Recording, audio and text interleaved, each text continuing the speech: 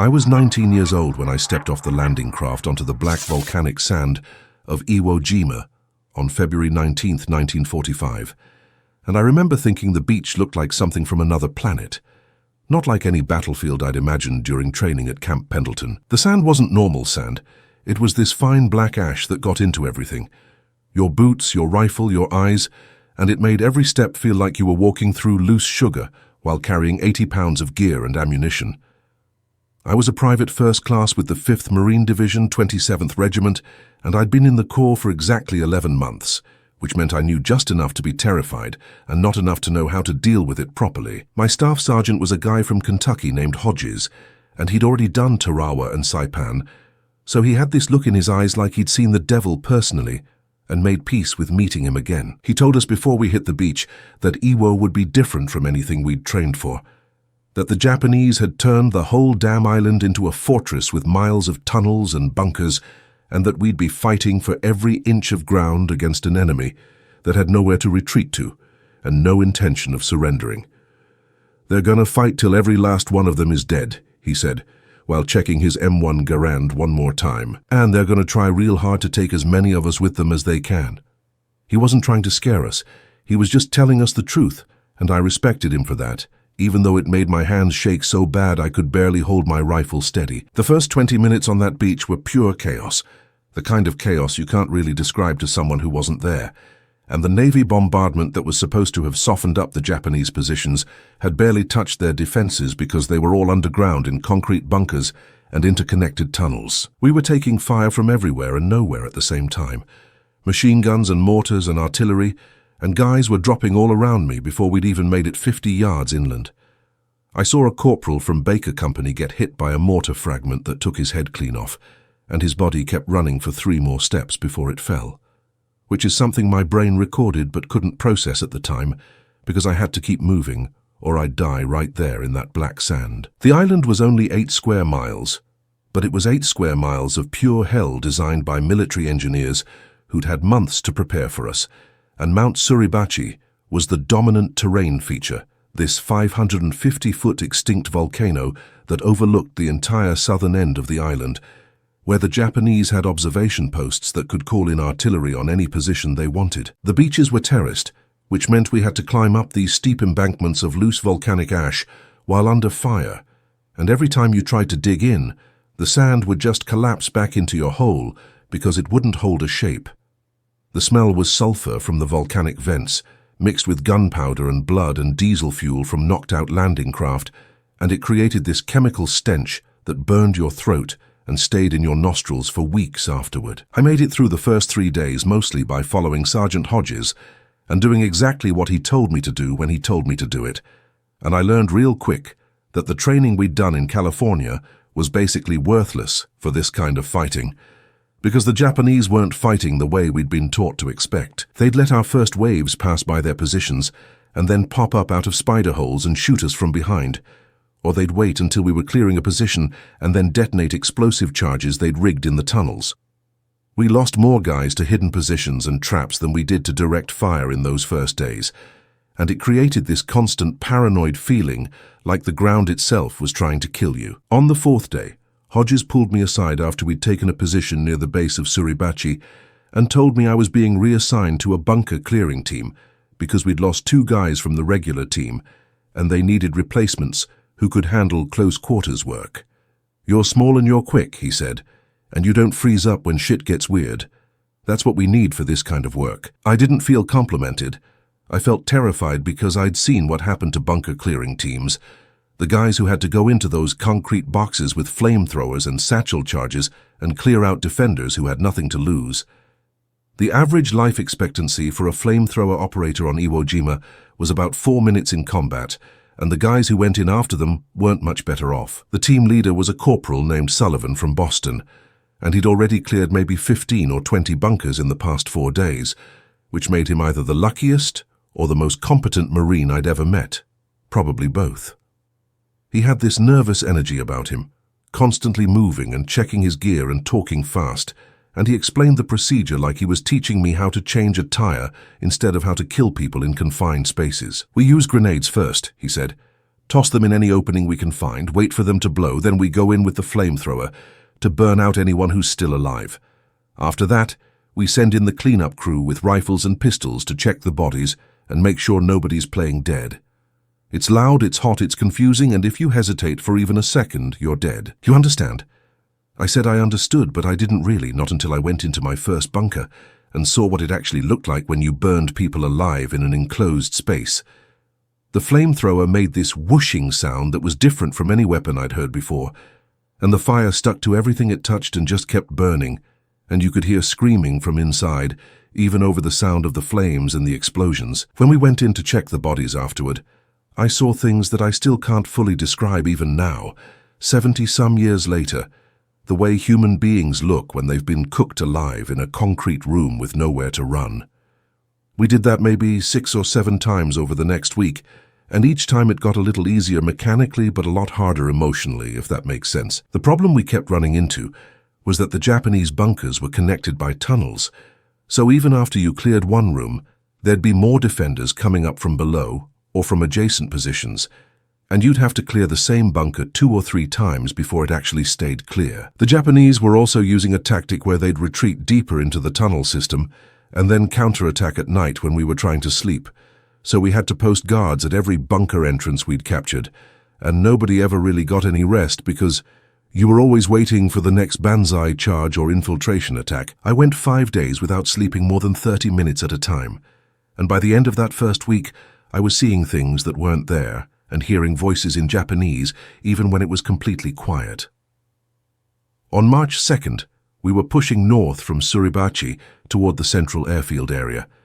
and we ran into this complex of bunkers that was giving the whole advance trouble because they had interlocking fields of fire and you couldn't approach one without getting shot from 2 others. We'd already lost a whole squad trying to take the position with a frontal assault, so they called in Sullivan's team to go around the flank and try to clear them from the side. We spent most of the morning crawling through this rocky area where you couldn't stand up without getting your head blown off, and the volcanic rock was sharp enough to cut through your uniform and into your skin, and I still have scars on my knees and elbows from that crawl. We got to the first bunker around noon, and Sullivan went through his usual procedure with the grenades and flamethrower,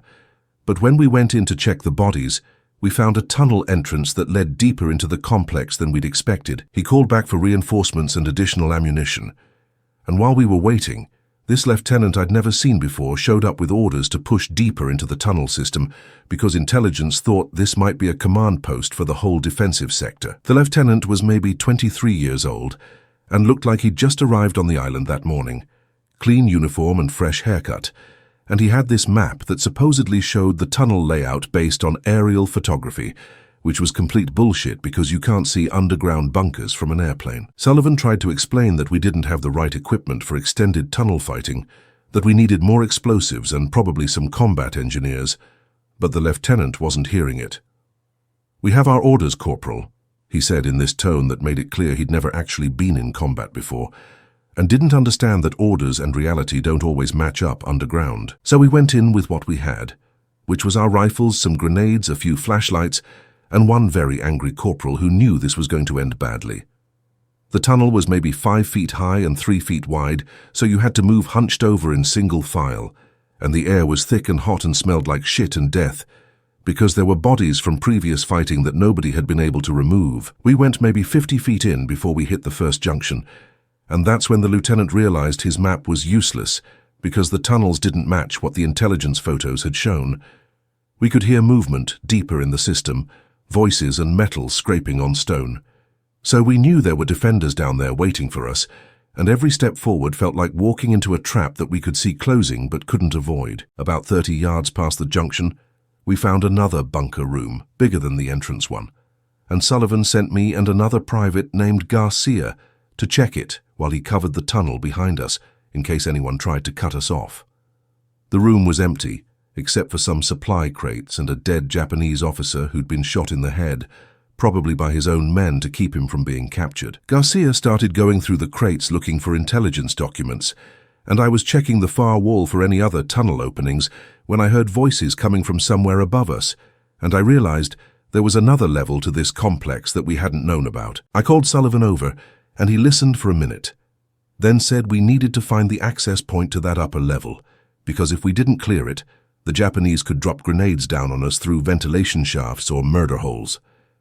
We found a ladder made from bamboo and rope that led up through a hole in the ceiling, and Sullivan decided I should go up first because I was the lightest and could move quietly. He gave me his flashlight and his .45 pistol because my M1 was too long for the cramped spaces up there, and he told me to just look around and report back, not to engage unless I had no choice. I climbed up that ladder with my heart pounding so hard I thought the Japanese would be able to hear it, and when I got to the top, I found myself in another tunnel that was even narrower than the one below, maybe 2 feet wide and 4 feet high, so I had to crawl on my hands and knees. I could hear the voices more clearly now, speaking Japanese in that rapid-fire way that sounds aggressive, even when they're probably just talking about normal things, and I followed the sound for maybe 20 feet until the tunnel opened into another bunker room, and that's when everything went completely wrong. The room was packed with Japanese soldiers. I counted at least 15 or 20, and they were gathered around some maps and what looked like radio equipment, so Sullivan had been right that this was some kind of command post. I started to back out of the tunnel entrance to report what I'd found, but one of the soldiers must have heard me or seen the light from my flashlight because he shouted something, and they all turned toward me at once. I panicked and threw a grenade into the room without really aiming it,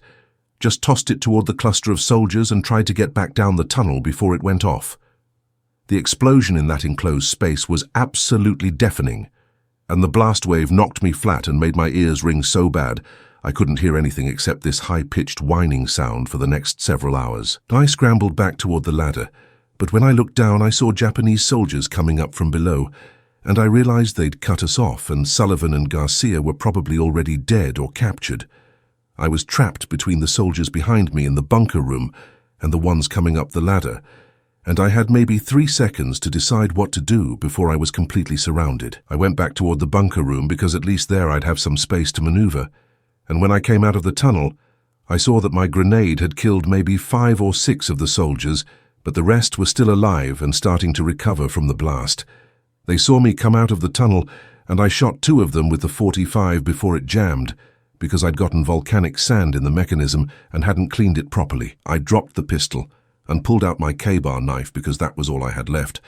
and I was absolutely certain I was about to die in this concrete box on an island I'd barely heard of 6 months ago.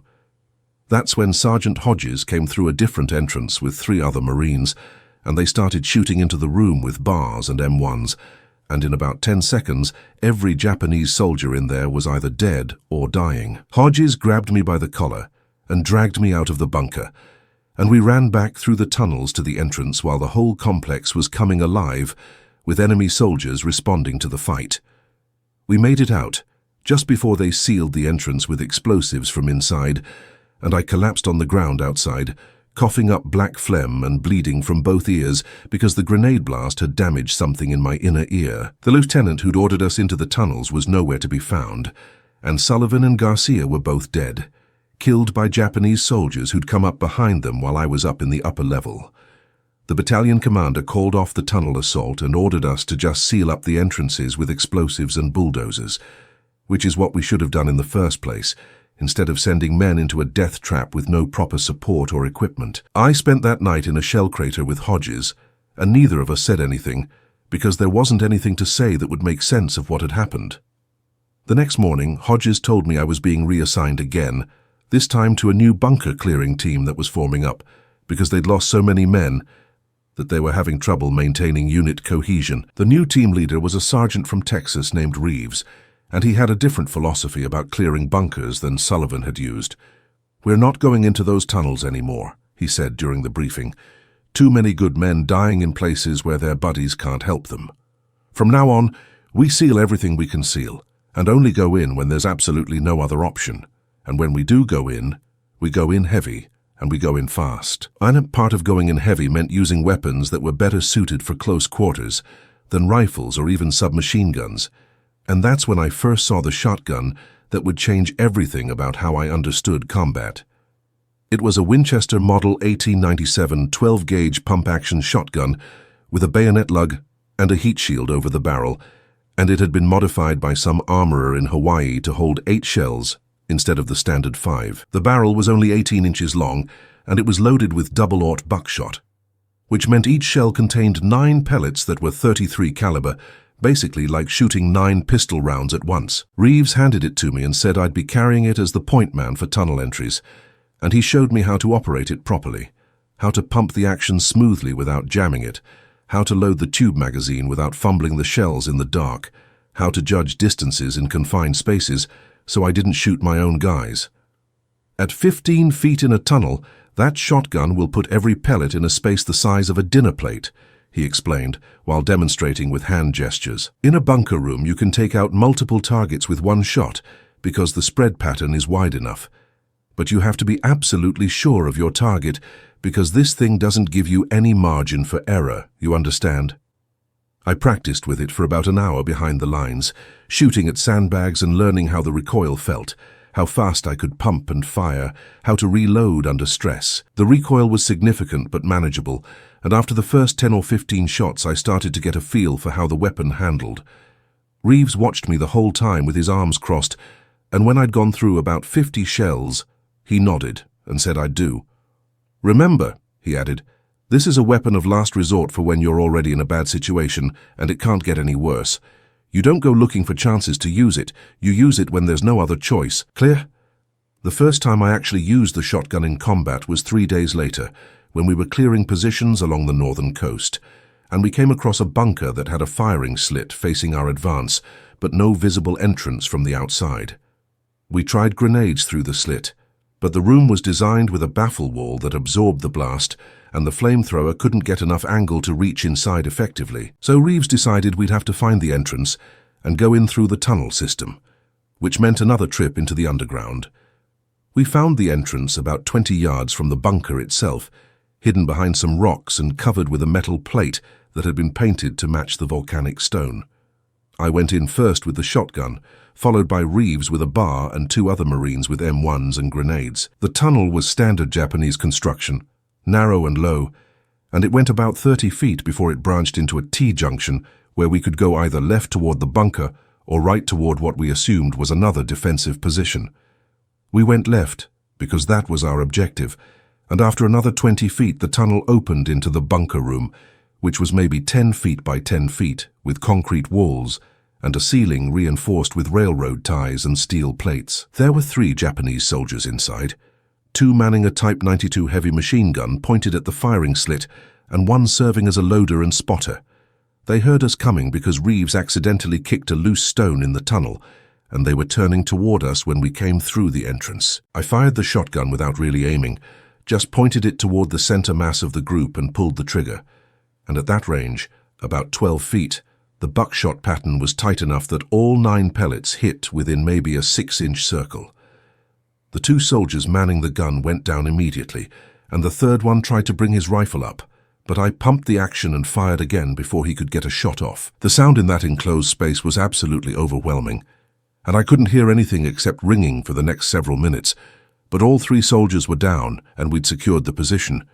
Reeves slapped me on the back and said good work, and we spent the next few minutes checking the bodies and securing the machine gun so it couldn't be used against us if any more Japanese came through the tunnels. That was the first time I'd killed someone with the shotgun,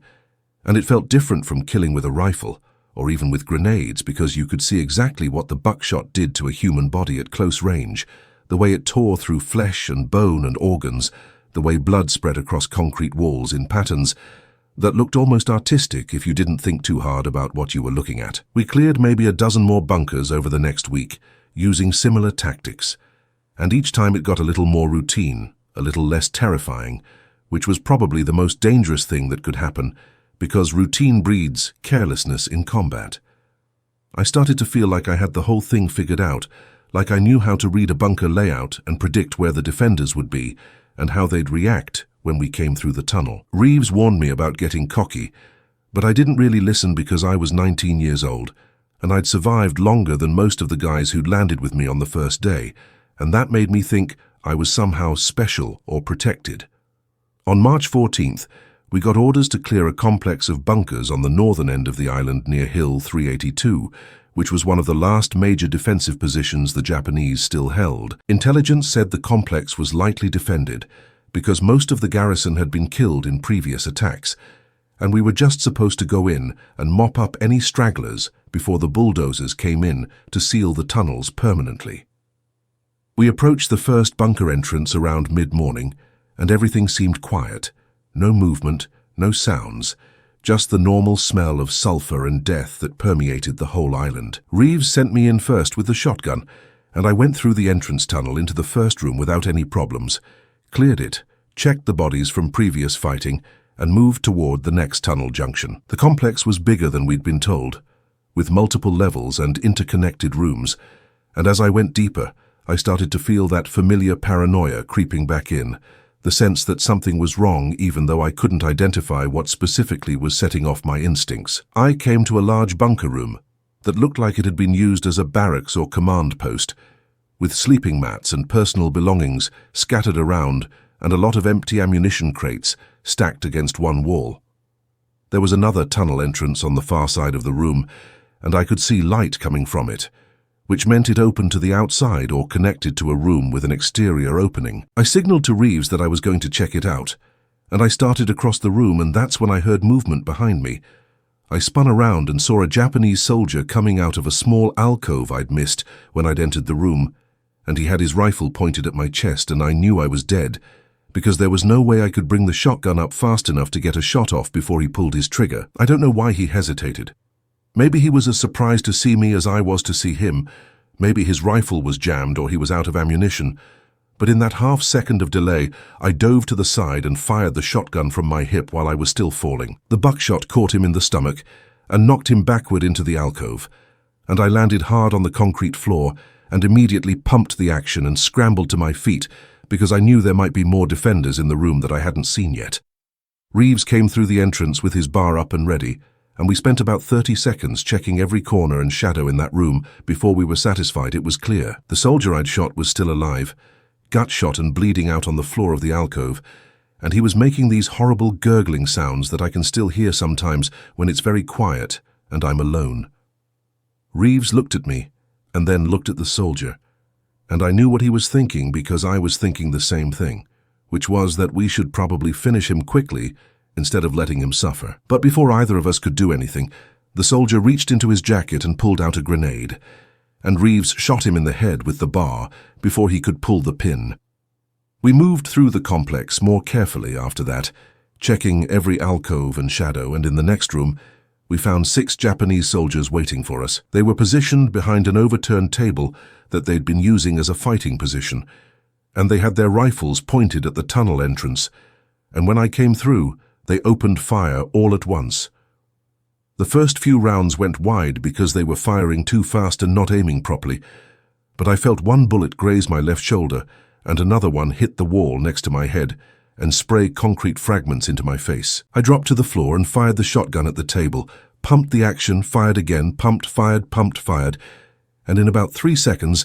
I'd put 4 shells into that group of soldiers at a range of maybe 15 feet. The double-aught buckshot at that distance was absolutely devastating, and when I stopped shooting, all 6 of them were down, some dead instantly and some dying, but none of them still capable of fighting. The room was filled with smoke and dust from the gunfire, and my ears were completely gone, just that high-pitched ringing that blocked out every other sound. Reeves grabbed my arm and pulled me back toward the tunnel entrance, because he thought there might be more defenders coming from deeper in the complex, and we retreated to the first room and set up a defensive position while we waited for the rest of the team to catch up. I was shaking so hard I could barely hold the shotgun steady, and I kept replaying those few seconds in my mind, the way the soldiers had looked when they were waiting to ambush us, the way they'd looked after the buckshot hit them, the sounds they'd made when they were dying. It took about 5 minutes for the shaking to stop, and by then the rest of the team had arrived with more ammunition and explosives, and Reeves made the decision to seal the complex instead of clearing it room by room because we'd already taken too many risks and lost too much time. We planted charges at all the tunnel entrances we could find, fell back to a safe distance, and blew the whole thing, bringing tons of rock and concrete down on whatever was left inside. We walked back to our lines in silence, and I remember thinking that I should feel something, guilt or horror or satisfaction or something, but all I felt was numb. I'd just killed 6 men in about 3 seconds with a shotgun at 15 feet. close enough to see their faces and their expressions when they realized they were dead, and my brain couldn't really process what that meant or what I was supposed to do with that information. Reeves told me I'd done good work, that I'd saved the whole team by reacting quickly. But his praise felt hollow because I knew that no matter what justification we gave it, I'd still ended 6 lives before they'd even had time to scream. That night I tried to sleep but couldn't, because every time I closed my eyes, I saw those 6 faces and the way the buckshot had torn through them, and I started to understand why the veterans I'd met before the war had that look in their eyes like they'd seen something they couldn't unsee. I'd crossed some kind of line in that bunker, gone from being a kid who was scared of dying to being someone who could kill without hesitation, and I wasn't sure if that made me a good Marine or just another killer who happened to be wearing the right uniform. The next morning, a captain I'd never met showed up and asked me to describe exactly what had happened in the bunker, and I gave him the whole story as accurately as I could remember it. He listened without interrupting, took some notes, and then told me I was being recommended for a commendation for my actions, which should have made me proud but just made me feel sick. He also told me that intelligence wanted to know if I'd seen any documents or equipment in the bunker that might indicate it was a command post, and I had to tell him I'd been too busy trying not to die to look for intelligence material. They sent me back to the same complex the next day, with a team of intelligence specialists to try to recover whatever we could before the tunnel system collapsed completely, and we managed to get into the room where I'd shot the 6 soldiers and pull out some maps and a radio set before the whole thing started to cave in, and we had to evacuate. The intelligence people seemed excited about what they'd found, but all I could focus on was the blood on the floor and the walls and the ceiling, the way it had pooled and dried in patterns that made the room look like some kind of slaughterhouse. One of the intelligence sergeants noticed me staring at the blood and asked if I was okay, and I said I was fine even though I wasn't, and he nodded like he understood even though he probably didn't, because he'd never had to shoot 6 people at 15 feet and watch them die in front of him. We finished the recovery operation and got out of there, and I never went back to that complex, though I still dream about it sometimes, that room with the blood and the bodies and the smell of gunpowder and death. The battle for Iwo Jima officially ended on March 26, 1945,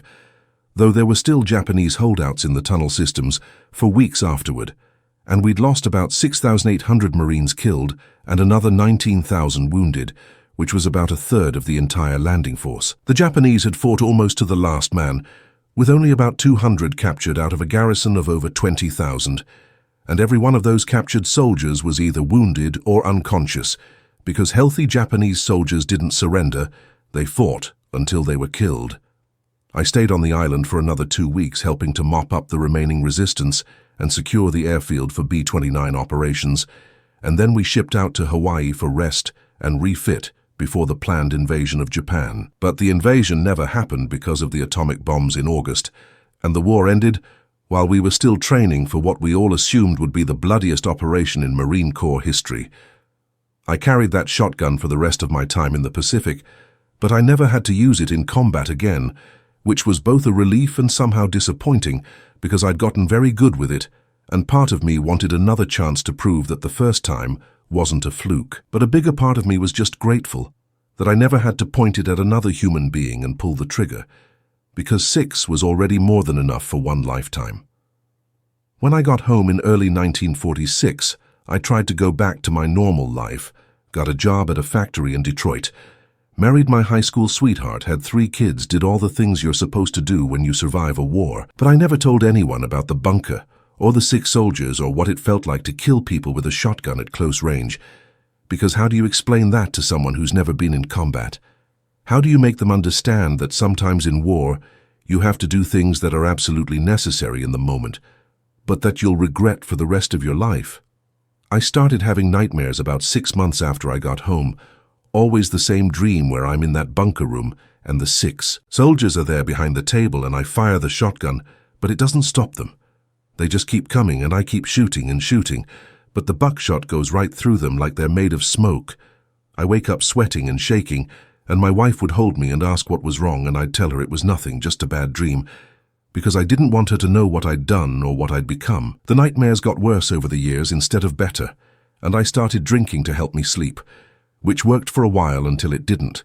And then I was just a drunk with nightmares instead of a sober man with nightmares. I went through AA in the 1960s and got sober, and that helped with the drinking but not with the dreams or the memories or the guilt that sat in my chest like a stone that I couldn't swallow and couldn't cough up. I tried talking to other veterans at the VFW hall, guys who'd been in the Pacific or Europe or Korea, and some of them understood and some of them didn't. But none of them had exactly the same experience I'd had, and that made it hard to really connect over it. There was one guy who'd been a flamethrower operator on Peleliu, and he said he understood about the close-range killing. But even he hadn't done it with a shotgun, hadn't seen the specific kind of damage that buckshot does to a human body at 15 feet.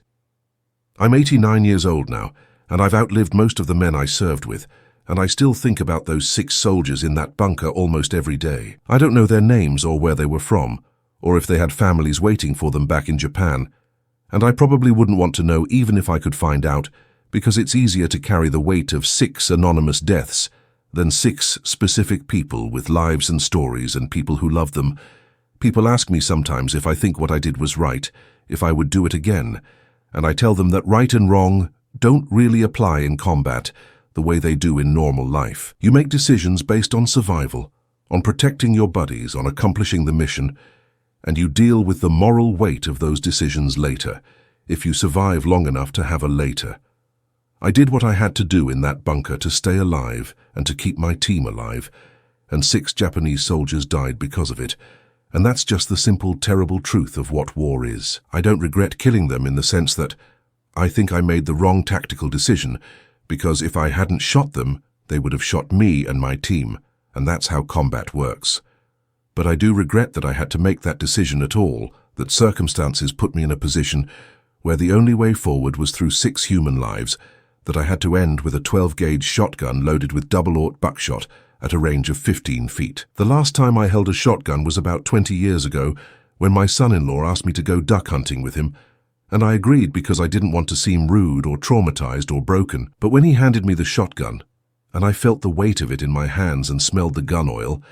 I had this moment of absolute clarity where I was back in that bunker with the smoke and the blood and the dying soldiers,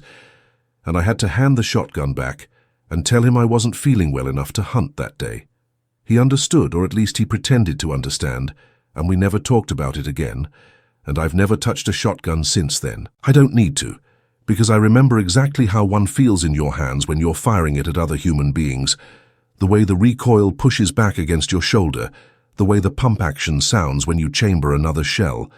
the way the muzzle flash lights up a dark room for a fraction of a second before everything goes back to darkness. I'm telling this story now because I'm old and I probably don't have many years left,